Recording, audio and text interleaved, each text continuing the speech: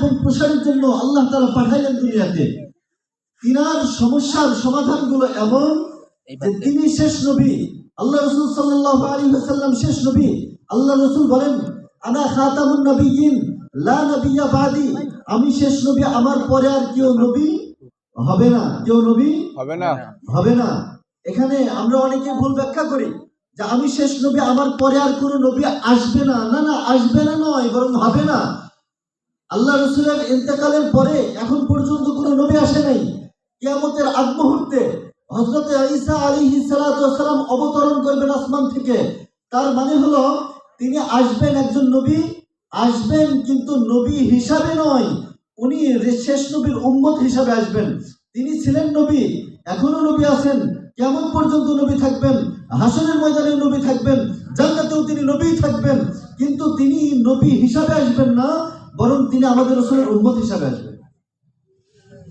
তাহলে আমাদের রাসূলের ইসলাম ধর্মটাকে আল্লাহ তাআলা অনাগত সমস্যার অগ্রিম সমাধান দিয়ে আল্লাহ তাআলা পরিপূর্ণ করেছেন। অনাগত সমস্যার অগ্রিম সমাধান কি? অনাগত সমস্যার অগ্রিম সমাধান হলো, এই যে বললাম আদম আলাইহিস সালাম দুনিয়া থেকে চলে গিয়েছে, তিনার উম্মতেরা নতুন সমস্যায় পড়েছে, এই সমস্যার সমাধান দিয়ে নতুন নবী পাঠাইলেন। কিন্তু আমাদের রাসূল দুনিয়া থেকে চলে যাওয়ার পরে নতুন নবী যেহেতু আসার আর কোনো সিস্টেমই নাই, তাহলে এই সমস্যার সমাধান কিভাবে করবে?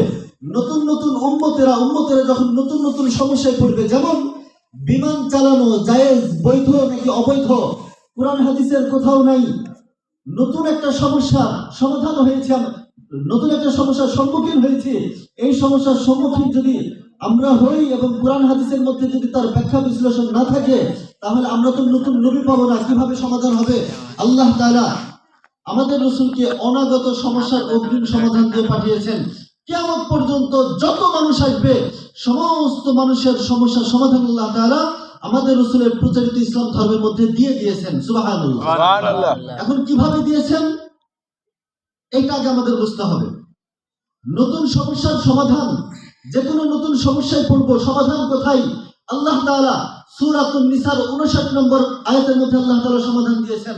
আল্লাহ তাআলা বলেন, ইয়া আইয়ুহাল্লাযীনা আমানু, হে ঈমানদারগণ, তোমরা যদি ঈমানদার হও, কথাগুলো মনোযোগ সহকারে শোনেন। হে ঈমানদারগণ, যদি তোমরা ঈমানদার হও, আতিউল্লাহ ওয়া আতিউর রাসূল, তাহলে তোমরা আল্লাহর অনুগত্য করো এবং রাসূলের অনুগত্য করো। এক নম্বরে কার অনুগত্য? আল্লাহর অনুগত্য। দুই নম্বরে কার অনুগত্য? রাসূলের অনুগত্য। তিন নম্বর হলো ওয়া উলিল আমরি মিনকুম, তোমাদের মধ্যে যারা আলেম উলামা তাদের অনুগত্য করো। সহজভাবে বললাম। চার নম্বর হলো ফাইন তানাসাতুম ফি শাইইন ফারুদ্দুহু ইলাল্লাহি ওয়া রাসূল, যদি তোমাদের মধ্যে কোনো বিষয় নিয়ে দ্বিমত তৈরি হয়, যে মতটা কোরআন হাদিসের অধিক নিকটবর্তী, সেই মতটাকে গ্রহণ করো। কথাগুলো বুঝতে আপনাদের জন্য একটু কঠিন হচ্ছে, এটা বুঝতে পারছি। শেষ পর্যন্ত শুনলে অনেকটা সহজ হয়ে যাবে ইনশাআল্লাহ। আল্লাহ তাআলা আমাদের রাসূলের প্রচারিত ইসলাম ধর্মকে সম্পূর্ণরূপে পরিপূর্ণ করেছেন চার দলিলের মাধ্যমে। কয় দলিল? চার দলিল। এক নম্বর হলো আল্লাহর কোরআন। এক নম্বর কি বলেন? আল্লাহর কোরআন। দুই নম্বর হলো রাসূলের হাদিস। দুই নম্বর কি? রাসূলের হাদিস। এই আয়াতের ব্যাখ্যায় আল্লামা ফখরুদ্দিন রাজি রাহমাতুল্লাহি আলাইহি উনি ওনার কিতাব তাফসিরে কাবীরের মধ্যে লেখেন যে আতিউল্লাহ বলে আল্লাহ তাআলা কিয়ামত পর্যন্ত যত মানুষ আসবে, সমস্ত মানুষের সমস্যার সমাধানকে আল্লাহ তাআলা কোরআনকে এক নম্বরে দলিল সাব্যস্ত করেছেন। আতিউর রাসূল বলে আল্লাহ তাআলা রাসূলের হাদিসকে দুই নম্বরে দলিল সাব্যস্ত করেছেন। ওয়া উলিল আমরি মিনকুম বলে আল্লাহ তাআলা উম্মতের ইজমা, উলামায়ে কেরামদের সিদ্ধান্তকে ইসলামের বিধিবিধান পরিপূর্ণ হওয়ার জন্য তিন নম্বরে দলিল সাব্যস্ত করেছেন। ফাইন তানাযাতুম ফি শাইইন ফারুদ্দুহু ইলাল্লাহি ওয়া রাসূল, যদি কোনো বিষয় নিয়ে দ্বিমত তৈরি হয়, আপনারা বলেন না, আরে হুজুরদের মধ্যে এত মত কেন, এত পথ কেন, এত রাস্তা কেন, বলেন কি বলেন না? বলেন না? আজকেও এক ভাই বললেন, কিছুদিন পূর্বেও এক ভাই বলেছিলেন যে ইসলামের মধ্যে এত দল কেন, আলেমদের মধ্যে এত বিভাজন কেন? এক হুজুর বলে এক কথা, আরেক হুজুর বলে আরেক কথা। কথাগুলো শুনলে বুঝে আসবে ইনশাআল্লাহ। আল্লাহ তাআলা বলেন, ফাইন তানাযাতুম ফি শাইইন ফারুদ্দুহু ইলাল্লাহি ওয়া রাসূল, তোমাদের মধ্যে যদি কোনো বিষয় নিয়ে দ্বিমত তৈরি হয়, যে মতটি কোরআন হাদিসের অধিক নিকটবর্তী সেই মতটাকে গ্রহণ করো, যাকে ইসলামের পরিভাষায় কিয়াস বা মাযহাব বলা হয়। কি বলা হয় ভাই? কিয়াস বা মাযহাব বলা হয়। তাহলে ইসলামের বিধিবিধান পরিপূর্ণ। 1 নম্বর হলো কোরআন, 2 নম্বর হাদিস, 3 নম্বর উলামায়ে কেরাম, 4 নম্বর হলো কিয়াস বা মাযহাব। এখন আমরা বুঝি যে আল্লাহ তাআলা ইসলামের সমস্ত বিধানকে পরিপূর্ণ করেছেন 4 দলিলের মাধ্যমে। এই 4 দলিল ছাড়া যদি কোনো ব্যক্তি ইসলামকে বুঝাইতে চায়, এই 4 দলিল ছাড়া যদি কোনো ব্যক্তি ইসলামকে উপস্থাপন করতে চায়, এই 4 দলিল ছাড়া যদি কোনো ব্যক্তি ইসলামকে মানতে চায়, এই 4 দলিলের কোনো একটা দলিল ছাড়া যদি ইসলামের কোনো ধর্মকে পালন করতে চাই, তাহলে কোশ্চিন কালেও সম্ভব নয়। সেটা ইসলাম ধর্ম মানা হবে না, বরং সেটা ভণ্ডামি হবে। কি হবে ভাই? ভণ্ডামি হবে। তাহলে ইসলামের দলিল কয়টা? 4টা। কয়টা? 4টা। 1 নম্বর হলো কোরআন। 1 নম্বর কি বলেন? কোরআন। 2 নম্বর হলো হাদিস। 2 নম্বর হাদিস। 3 নম্বর হলো উম্মতের ইজমা, উলামায়ে কেরাম। এখন আপনাদের মনে প্রশ্ন আসতে পারে যে হায় রে, আল্লাহ তাআলার কোরআন আছে, হাদিস আছে, আলেমদের কথা শুনে ইসলাম মানা কেন লাগবে? এর ব্যাখ্যা দিচ্ছে। কোরআন এবং হাদিসের মধ্যে সব সমস্যার সমাধান আছে উসুলি ভাবে। কিভাবে? মূল ভিত্তি হিসাবে সমস্ত সমস্যার সমাধান আছে। কোরআনের মধ্যে আল্লাহ তাআলা সমস্ত সমস্যার সমাধান দিয়েছেন, হাদিসের মধ্যে সমস্ত সমস্যার সমাধান দিয়েছেন। এমন কিছু সমস্যা আছে যে সমস্যাটা ইতিপূর্বে ছিল না। যখন কোরআন নাজিল হয়েছে, হাদিস উপস্থাপন হয়েছে, তখন এই সমস্যাগুলো ছিল না। যেমন উদাহরণ, বিমান চালানো বৈধ নাকি অবৈধ, কোরআন হাদিসের কোথাও যদি তালাশ করেন পাবেন?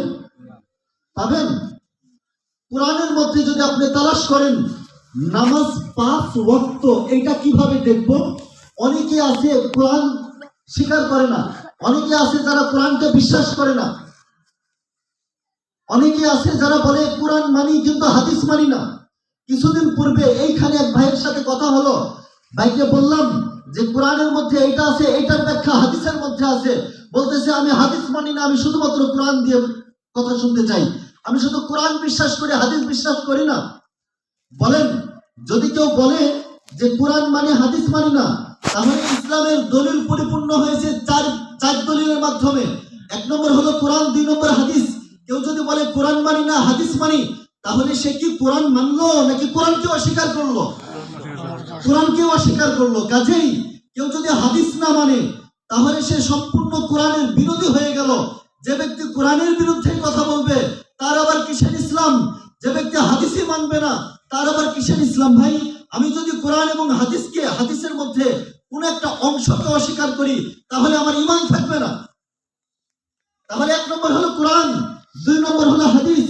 হাদিসকে মানতে হবে। কোরআনের মধ্যে আল্লাহ তাআলা বলে দিয়েছেন যে তোমাদের উপর কুতিবা আলাইকুমুস সিয়াম, তোমাদের উপর রোজাকে ফরজ করা হয়েছে। কতদিন ফরজ? এটা যদি আপনি গোটা কোরআন তালাশ করেন, আপনি যদি বলেন যে হ্যাঁ আল্লাহ তাআলা রোজাকে ফরজ করেছেন, কতদিন ফরজ করেছে, এটা গোটা কোরআন যদি তালাশ করেন আপনি পাবেন না। এটা হাদিসের মধ্যে আছে। হাদিসের মধ্যে আসছে আইয়ামান মাদুদাত, গনা বাছা কতদিন। এই গনা বাছা কতদিন, এটা আবার কতদিন, এটা যদি আপনি গোটা হাদিস তালাশ করেন তাও পাওয়া যাবে না। এটা যদি দেখতে হয় তাহলে উম্মতের ইজমা দেখতে হবে, উলামায়ে কেরামরা এই হাদিসের কি ব্যাখ্যা করেছেন। অনেক বিষয় আছে, ব্যাখ্যা ছাড়া কখনো বোঝা সম্ভব নয়। কোরআন এবং হাদিসের মধ্যে অনেক বিষয় আছে, অনেক মাসালা আছে, যে মাসালার যদি ব্যাখ্যা না করা হয় কোশ্চিন কালেও বোঝা সম্ভব নয়। আরো কয়েকটা উদাহরণ দিই। বিমানে চড়া জায়েজ নাকি নাজায়েজ? এই যে মাইকে কথা বলতেছি, এটা হলো নতুন একটা আবিষ্কার, যেটা আল্লাহ রাসূলের জামানাতে ছিল না। এইটা ব্যবহার করা বৈধ নাকি অবৈধ? ইসলাম এমন এক দৌলত, ঘুম থেকে উঠে ঘুমানো পর্যন্ত প্রত্যেকটি মানুষের সমস্ত সমস্যার সমাধান আল্লাহ তাআলা ইসলামের মধ্যে দিয়ে দিয়েছেন। আপনি বাথরুমে যাবেন, বাথরুমে যাওয়াটাও ইসলাম, বাথরুম করাটাও ইসলাম। আপনি বাথরুমে কিভাবে যাবেন সেই পদ্ধতি অবলম্বন করাটাও ইসলাম। বাথরুম থেকে কিভাবে বাহির হবেন এই পদ্ধতি অবলম্বন করাটাও ইসলাম। যদি কোনো ব্যক্তি বাথরুমে যায় এবং বাহির হয়, ইসলামকে মেনে প্রবেশ করে, ইসলামকে মেনে যদি বাহির হয়, তাহলে তার বাথরুম করাটাও ইবাদত। সুবহানাল্লাহ। কোনো ব্যক্তি ঘুমাচ্ছে, সে ঘুমের আগে তার কি কি বিধান আছে ইসলামের, এই ঘুমের আগে কি কি বিধান, ঘুম থেকে উঠে কি কি ইসলামের বিধান, আপনি গোটা কোরআন তালাশ করলে কোথাও পাওয়া যাবে না। কাজেই কেউ যদি বলে আমি কোরআন মানি হাদিস মানি না, কিছুদিন পূর্বে এইখানে এক ভাইয়ের সাথে কথা হলো, কেউ যদি বলে যে কোরআন মানি হাদিস মানি না, সে মূলত ইসলামই মানে না, সে খ্রিস্টানদের এজেন্ট। যদি আমি বলি তারপরে আমার মধ্যে বিভ্রান্তি আছে, যদি কোনো ব্যক্তি হাদিস না মানে তাহলে সে ইসলাম মানতে পারবে না, সে কখনো মুসলমান থাকবে। 3 নম্বর হলো উম্মতের ইজমা। উম্মতের ইজমা কিভাবে বুঝবো? কোরআন হাদিসের অস্পষ্ট বিষয়ের সুস্পষ্ট সমাধান যারা কোরআন হাদিসের আলোকেই দিতে পারে, তাদেরকে মুস্তাহিদ বলা হয়। তাদের গবেষণাকে ইজতিহাদ বলা হয়। গবেষণার মাধ্যমে ঐক্যবদ্ধ মীমাংসাকে ইসলামের পরিভাষায় ইজমা বলা হয়। এই ইজমাকে বোঝানোর জন্য আল্লাহ তাআলা 3 নম্বরে বর্ণনা করেছেন যে তোমাদের মধ্যে যদি কোনো বিষয় নিয়ে দ্বিমত হয়, তাহলে আলেম ওলামাদের শরণাপন্ন হও। তারা এই কোরআনের এই হাদিস, কোরআনের আয়াত এবং হাদিসের ব্যাখ্যা যেভাবে করে তোমরা সেভাবে মেনে নাও। কেন? কারণ তোমরা কোরআন হাদিস পড়োনি। ও সাধারণ ভাইয়েরা, আপনারা বলেন তো, আপনারা কি কোরআন হাদিস নিয়ে কখনো গবেষণা করেছেন? কখনো গবেষণা করেছেন? করেননি। যদি গবেষণা না করেন, তাহলে আমরা ইসলাম মানবো কোথা থেকে? ইসলামকে মানতে হলে মানার পদ্ধতি হলো যে আমরা কোরআনও পারি না, হাদিসও পারি না। উম্মতের ইজমাকে মানতে হলে আলেম ওলামাদের কাছে যাইতে হবে, ওলামা ইকরামদেরকে জিজ্ঞাসা করতে হবে। এখন ওলামা ইকরামদেরকে কাছে যখন জিজ্ঞাসা করবেন, তখন দেখবেন যে অনেক সময় একজন আলেম একরকম বলেছেন, আরেকজন আলেম আরেক রকম বলেছেন। এরকম হয় কি হয় না? এরকম হয় কি হয় না বলেন? অনেকেই প্রশ্ন করেন, আরে আপনাদের মধ্যেই তো মিল নাই, কেন মিল নাই? বলে যে আপনাদের মধ্যে মিল নাই, এক হুজুর বলে এক কথা, আরেক হুজুর বলে আরেক কথা। এটা হলো আমাদের প্রত্যেকের মনের একটা বড় প্রশ্ন। এই প্রশ্নের জবাব দিয়ে ইনশাআল্লাহ শেষ করে দেব। এই প্রশ্নের জবাব হলো, আল্লাহ তাআলা কোরআনের মধ্যে বলেন, ফাইন তানাযাতুম ফি শাইইন ফারুদ্দুহু ইলাল্লাহি ওয়ার রাসূল। মাইক ব্যবহার করা যাবে কিনা, এই বিষয়ে মসজিদে মাইক ব্যবহার করা যাবে কিনা, এই বিষয়ের উপরে 2 ধরনের ওলামা ইকরাম 2 ধরনের কথা বলেছেন। এক ধরনের আলেম বলেছেন যাহা ব্যবহার করা যাবে, আরেক আলেম বলেছেন না, ব্যবহার করা যাবে না। যে বললো ব্যবহার করা যাবে অথবা যাবে না, এই কথাগুলো কেন আসলো, কিভাবে আসলো? বলে যে এই দ্বিমতটা, এটা উম্মতের জন্য রহমত। এটা কি বলেন? রহমত। আপনি এখন প্রশ্ন করতে পারেন যে আপনি করছেন দ্বিমত, আবার বলতেছেন এটা আল্লাহর পক্ষ থেকে রহমত। এটা কখনোই সম্ভব না। হ্যাঁ, এটাই সম্ভব। কিভাবে সম্ভব? আল্লাহর হাবিব সাল্লাল্লাহু আলাইহি ওয়াসাল্লাম যখন জীবিত ছিলেন, তখন উম্মতের মধ্যে কোনো বিভাজন তৈরি হয়নি। তিনি যখন দুনিয়া থেকে চলে গেলেন, সাহাবাদের মাঝে অনেক মাসালা নিয়ে মতনৈক্য তৈরি হলো। কি তৈরি হলো? মতনৈক্য তৈরি হলো। তার আগে একটা ঘটনা বলি। একজন ব্যক্তি ছিলেন আলী ইবনে আব্দুল্লাহ মাদিনী। এই ব্যক্তিটা ইমাম বুখারীর উস্তাদ ছিলেন।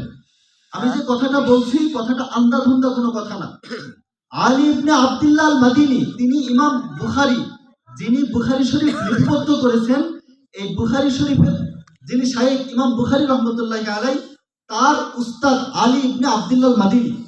তিনার একটা কিতাব আছে, এই কিতাবের নাম হলো আল ইলাল ওয়া মারিফাতুর রিজাল। এই কিতাবের 75 নম্বর পৃষ্ঠায় উনি লিখেছেন, সাহাবা একরামদের মাঝে অনেকগুলো মাযহাব ছিল।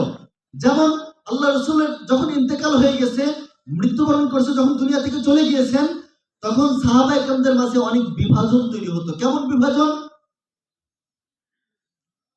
লাম ইয়াকুন ফি আসহাবি রাসূলিল্লাহ সাল্লাল্লাহু আলাইহি ওয়াসাল্লাম মাল্লাহু সুহাইবাতুন লা ইয়াযহাবুনা মাযহাবাহু ওয়া ইয়াসলুকুনা তরিকাতাহু ওয়া ইফতুনা বিফাতওয়াহু ইল্লা সালাসা। উনি লেখেন, এই ব্যক্তিটা কত বড় ছিল তার ব্যাপারে ইমাম বুখারী নিজেই বলেছেন, লাম ইয়াকুন ফি আসহাবি রাসূলিল্লাহ সাল্লাল্লাহু আলাইহি ওয়াসাল্লাম, আল্লাহ রাসূলের জামানাতে কোনো মাযহাব ছিল না। কিন্তু আল্লাহ রাসূল যখন দুনিয়া থেকে চলে গেছে, তখন 3 জন সাহাবার মধ্যে মাযহাব তৈরি হয়ে গেছে। কিভাবে? হযরত আব্দুল্লাহ ইবনে আব্বাস রাদিয়াল্লাহু তাআলা আনহু, আব্দুল্লাহ ইবনে মাসউদ রাদিয়াল্লাহু তাআলা আনহু, যায়েদ ইবনে সাবিত রাদিয়াল্লাহু তাআলা আনহু, 3টা মাযহাব ছিল। এই তিনটা মাযহাবের আলাদা আলাদা মুফতি ছিল। এই আলাদা আলাদা মুফতি নিজ নিজ মাযহাবের উপর ফতোয়া দিত। কোরআন হাদিসের মধ্যে সব সমস্যার সমাধান আছে, কিন্তু ইশারা ইঙ্গিত দেওয়া আছে। এই ইশারা ইঙ্গিত যে বুঝে সে হলো আলেম।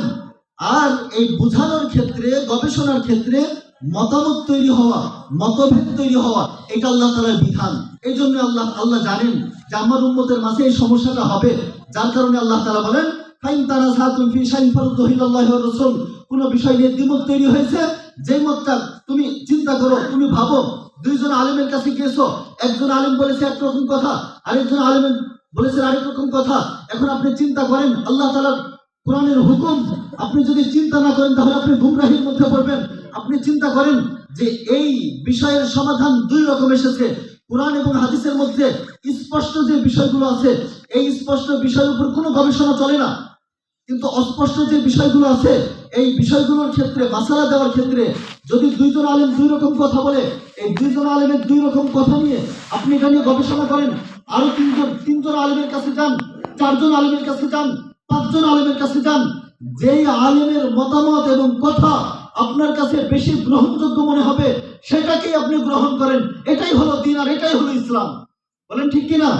যদি আলেমের কাছে না যাই, আর আমি যদি কোরআন পড়তে না পারি, আমি হাদিস পড়ি না, আমি আলেমের কাছেও গেলাম না, আমি যদি বলি যে আমি বড় মুরব্বী হয়ে গেছি, বড় পীর সাহেব হয়ে গেছি, বড় সাহেব হয়ে গেছি, হ্যাঁ অবশ্যই কোরআন এবং হাদিসের মধ্যে পীর তন্ত্র আছে। আল্লাহ রাসূলকে আল্লাহ তাআলা 4 কাজ দিয়ে পাঠিয়েছেন। 1 নম্বর হলো দাওয়াত ও তাবলীগের মেহনত, 2 নম্বর হলো তাজকিয়ায়ে নফস। 2 নম্বর কি? তাজকিয়ায়ে নফস, আত্মশুদ্ধি। আত্মশুদ্ধি মানে হলো পীর মুরিদি। আত্মশুদ্ধি মানে কি? পীর মুরিদি। কিন্তু আমি কোন পীর মানবো? যে পীর কোরআন পড়তে জানে না, যে পীর হাদিস কখনো শুনেনি, যে পীর ইজমা মানেই না, যে পীর হাদিসই মানে না, বলেন তো সে কি ইসলামী পীর নাকি ভণ্ড পীর? আগে আমাদের বুঝতে হবে ইসলামী পীর কোনটা এবং ভণ্ড পীর কোনটা। যদি আমরা এটা না মানি, যদি আমরা না বুঝি, তাহলে আমাদের মাঝখান থেকে আমাদের ঈমান চুরি হয়ে যাবে, আমরা বুঝতেও পারবো না। আমার ভাই, আমার আপনার ঈমানকে চুরি করার জন্য ইহুদি এবং খ্রিস্টানরা উঠে পড়ে লাগছে, বিভিন্ন ফেরকা তৈরি করেছে, বিভিন্ন দল তৈরি করেছে। পীর অবশ্যই কোরআন হাদিস দ্বারা প্রমাণিত। পীর কোরআন হাদিস দ্বারা প্রমাণিত কিনা? আল্লাহ তাআলা কোরআনের মধ্যে বলেছেন যে তোমরা শায়েখ মানো, শায়েখকে গ্রহণ করো, পীর ধরো। হাদিসের ভাষায় আমরা যদি বাংলা ভাষায় বলি, ফার্সি শব্দ পীর ধরা, এটা কোরআন এবং হাদিসের বিধান। অবশ্যই ধরা প্রয়োজন এবং ধরা জরুরি, কিন্তু আমি কোন ব্যক্তিকে পীর মানবো, এটা যদি আমি কোরআন হাদিস দিয়ে ব্যাখ্যা না করি, এটা বুঝতে হলে কোরআন হাদিস দিয়ে বুঝতে হবে। বলেন তো পীর ধরা কোরআন হাদিসের বিধান কিনা? কোরআন হাদিসের বিধান। যদি কোরআন হাদিসের বিধান হয়, তাহলে কোরআন হাদিস দিয়েই বুঝতে হবে আমি কোন পীর ধরবো এবং কোন পীর ছাড়বো, কোন পীর আমার ঈমানকে জাগ্রত করবে এবং কোন পীর আমার ঈমানকে নষ্ট করে দিবে, এটা আমাদের বুঝতে হবে। যদি বুঝতে না পারি, তাহলে নিজের অজান্তেই নিজের ঈমান চুরি হয়ে যাবে, নিজের ঈমানকে ভঙ্গ হয়ে যাবে, নিজের ঈমান শেষ হয়ে যাবে, আমরা জাহান্নামী হয়ে যাব, আমরা বুঝতেও পারবো না। আমার ভাই, কাজেই 4 দলিল, ইসলামের বিধিবিধান পরিপূর্ণ হওয়ার জন্য কয় দলিল? 4 দলিল। 1 নম্বর কি বলেন? কোরআন। 2 নম্বর হাদিস। 3 নম্বর উলামায়ে কেরামদের সিদ্ধান্ত, যাকে ইজমা বলা হয়। 4 নম্বর হলো কিয়াস বা মাযহাব। যে পদ্ধতিটা আপনার ভালো লাগে সেই পদ্ধতিটা গ্রহণ করবেন। এখন অনেকে আছে আমাদের ঈমানকে চুরি করে নিচ্ছে। ঈমানকে কিভাবে চুরি করছে? ঈমান ভঙ্গের কারণটা কি? আমরা ওযু ভঙ্গের কারণ জানি না? ওযু ভঙ্গের কারণ তো জানি। ওযু ভঙ্গের কারণ কয়টি? 7টি। নামাজ ভঙ্গের কারণ আমরা জানি। আমরা ওযু ভঙ্গের কারণ জানি, নামাজ ভঙ্গের কারণ জানি, আমাদের ইতিকাফ কিভাবে ভাঙবে তাও জানি। কিন্তু আমরা এটা জানি না যে আমরা কিভাবে, আমাদের ঈমান আছে না গেছে, আমাদের ঈমান কি টিকে আছে না ভেঙে গেছে, এটা আমরা জানি না। এটা না জানার কারণে আমাদের অনেক ভাইরা, আমাদের অনেক বোনেরা বিভ্রান্ত হয়ে গেছে, আমাদের অনেক ভাইরা ধ্বংস হয়ে গেছে, শুধুমাত্র ঈমান না বোঝার কারণে এবং ঈমান ভঙ্গের কারণ না জানার কারণে। ঈমান ভঙ্গের যত কারণ আছে, তার মধ্যে ঈমান ভঙ্গের মূল কারণ হলো 10টা। ভাই, মূল কারণ কয়টি? ঈমান ভঙ্গের মূল কারণ কয়টি? 10টি। সবাই বলেন, ঈমান ভঙ্গের মূল কারণ কয়টি? 10টি।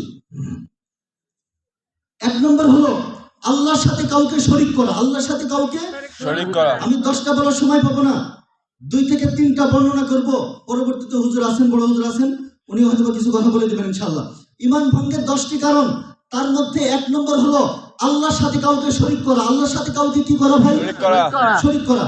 তার আগে আপনাদেরকে বলি, জিজ্ঞাসা করি, বলেন তো কোরআন এবং হাদিসের বাহিরে, কোরআন এবং হাদিস ছাড়া যদি কেউ ইসলাম মানতে চায়, ইসলাম মানা যাবে? কোরআন হাদিসের বাহিরে কোনো কিছু আছে? নাই। কাজেই আল্লাহর সঙ্গে কাউকে শরীক করা, আল্লাহর সঙ্গে শরীক করা কাকে বলা হয়? আল্লাহ তাআলা কোরআনের মধ্যে বলেন, ইন্নাল্লাহা লা ইয়াগফিরু আন ইউশরাকা বিল্লাহ। আল্লাহর সাথে যদি কোনো ব্যক্তি শরীক করে, এই গুনাহ আল্লাহ তাআলা কখনোই মাফ করবেন না। এই গুনাহ মাফ হওয়ার মতো গুনাহ না। যদি কোনো ব্যক্তি আল্লাহর সাথে শরীক করে, তাহলে সে সরাসরি জাহান্নামী।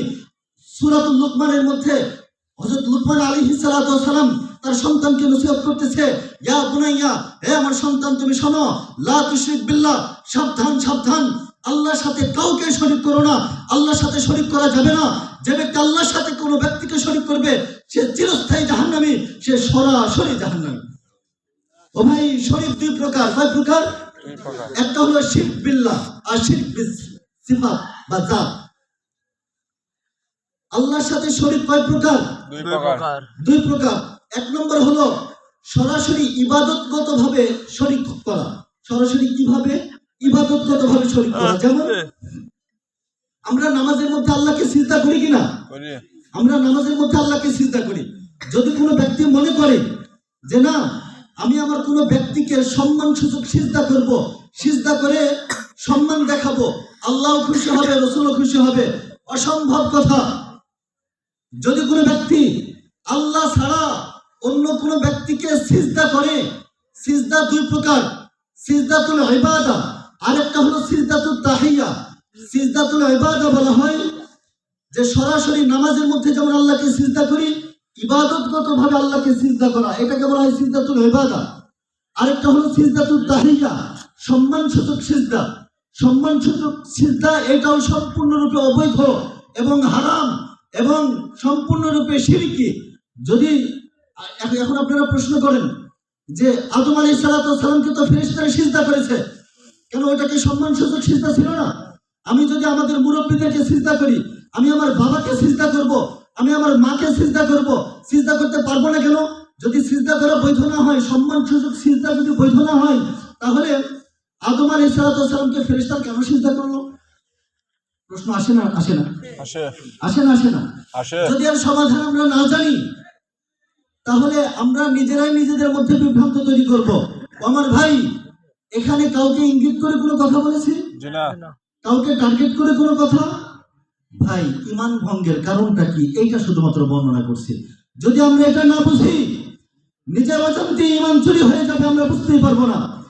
সিজদাতুত তাহিয়া এক সময় বৈধ ছিল। কি ছিল? বৈধ ছিল। কেমন বৈধ? আল্লাহ তাআলা কোরআনের মধ্যে বলেন, মা নানসাখ মিন আয়াতিন আও নুনসিহা।